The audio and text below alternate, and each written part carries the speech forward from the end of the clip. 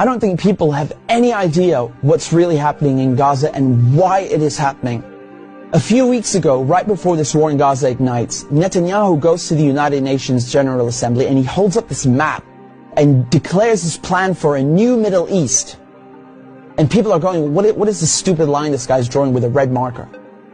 What it is an economic corridor that stretches all the way from India to the United Arab Emirates, into Saudi Arabia, into Jordan, Israel, and then finally to the entire European continent. I mean, the United States at this point, seeing their influence starting to fade, seeing the relevance of the dollar recede after they stole $300 billion from Russia. You have all these spooks in Washington and Tel Aviv, running around desperately trying to counter BRICS and counter China's new Silk Road.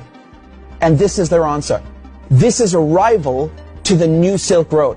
Remember, the ancient Silk Road is the largest, most important trade route in human history. This thing is enormous. It stretches all the way from China to Syria to the Mediterranean Sea. The Chinese know how important this thing is and they want to revive it. It is the future of world economics, trade, and politics. Within the span of a few weeks, Iran and Iraq have signed a railway deal. So now you have a rail link for the new Silk Road. And President Assad of Syria, who the West have been trying to isolate for over a decade, is now visiting China, the world's largest economy, and signing a strategic partnership. This is pivotal. So now the new Silk Road has rail access all the way to the Mediterranean Sea through Syria's port in Latakia. So not just land, but maritime trade. This is crucial. And as enormous and important as all of this is just one aspect. This is just one aspect. You still have the gas. How can we talk about the Middle East without talking about gas and oil? When the US instigated the Maidan coup in 2014, that wasn't just about NATO expansion and encirclement of Russia. This was about surrounding, controlling, and cutting off Russian gas to Europe. Russia is the country with the largest proven reserves of natural gas. Control Ukraine, and you control the pipelines that feed and supply Russian gas to Europe. For decades, you've had US politicians, Republican and Democrat, from every administration, openly saying on camera, we don't want Nord Stream. There will be no longer a Nord Stream 2. We will bring an end to it. You want to have pipelines that don't go through Ukraine and Russia. For years, we've tried to get the Europeans to be interested in different pipeline routes. It's time to do that. You want to depend more on the North American energy platform, the tremendous bounty of oil and gas that we're finding in North America. Lo and behold, Nord Stream 1 and 2 are blown up. I mean, this is without question the most egregious, the largest terrorist attack on European infrastructure in modern history. There are only 3 countries on this planet that can pull this off. They are Russia, Britain, and the United States. And let me tell you, it was not Russia. You combine that with the sanction packages from the European Union, banning Russian oil and gas. I mean, talk about shooting yourself in the foot. So now there's no more Russian gas coming into Europe. And just like that, the United States have achieved a long-standing foreign policy objective. Now, the only other country with enormous gas reserves, the second largest in the world, is Iran. Iran signed the nuclear deal in 2015 and 2016. They're complying in every way imaginable.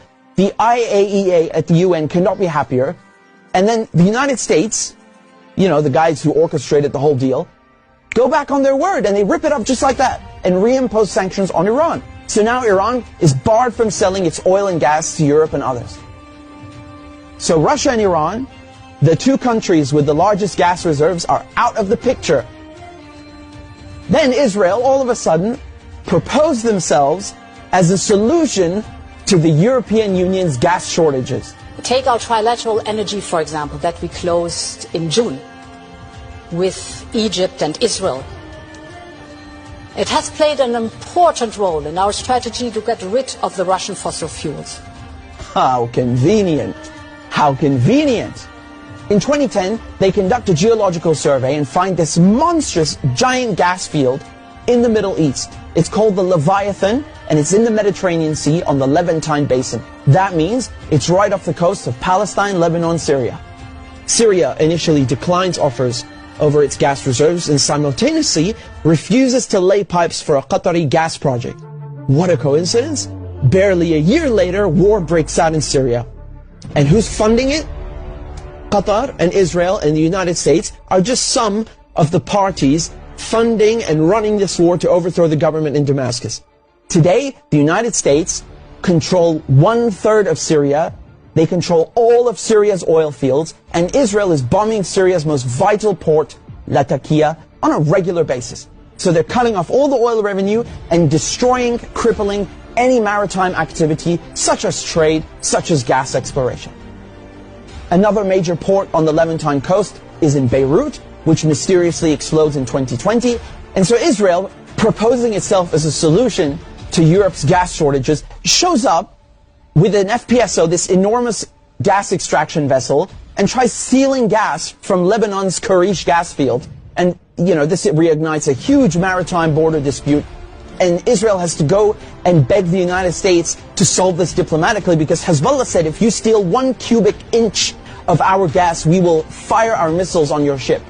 Now we come to Gaza. Gaza also has its own unexplored gas fields. Gaza is also a concentration camp run by the Israelis. And it's been under siege by Egypt and Israel under naval blockade since 2007. I mean, you can't even fish properly, let alone extract gas. And so now, the Lebanese, the Syrian, the Palestinian ports, they're all out of action, and the only working port left in the coast is the Israeli port on Haifa. I mean, how convenient. This makes Israel the only one able to explore gas and implement an economic corridor like the one that Netanyahu held up at the UN. So in other words, Israel and the United States together killed off all the competition, stole their goods, and cornered the market. But as winter is approaching, Israel desperately needs to get that gas for Europe. But there's no stability. There can never be stability in the region without solving the Palestinian question. And so when Netanyahu shows up at the UN with his brilliant plan, the Israelis thought, oh, it's a done deal. They'll just get Saudi Arabia to normalize ties and thereby extinguish the Palestinian issue once and for all. And that is precisely why they are in Gaza slaughtering Palestinians like crazy, like they're in berserker mode. Israel has bombed Gaza before, but this surpasses anything we've ever seen, which is truly saying something. I mean, this is unhinged, calling people human animals and massacring them. Israel is just hoping the Palestinians will run away in fear into the desert. They've literally said this. They want to put them in the desert. They want people in Gaza to go to the Sinai desert and push the people in the West Bank into Jordan. This is genocide and ethnic cleansing without question. But it also has economic and geopolitical implications. Hamas and the collective resistance, when they found out about Israel's plan and Saudi Arabia's wishes to normalize ties with Israel, which would destroy any hope of a Palestinian state, I mean, this forced their hand. It became clear they needed to act and respond immediately, lest Palestine be lost forever. For Palestinians, this is, and always has been, a matter of life and death, to be or not to be.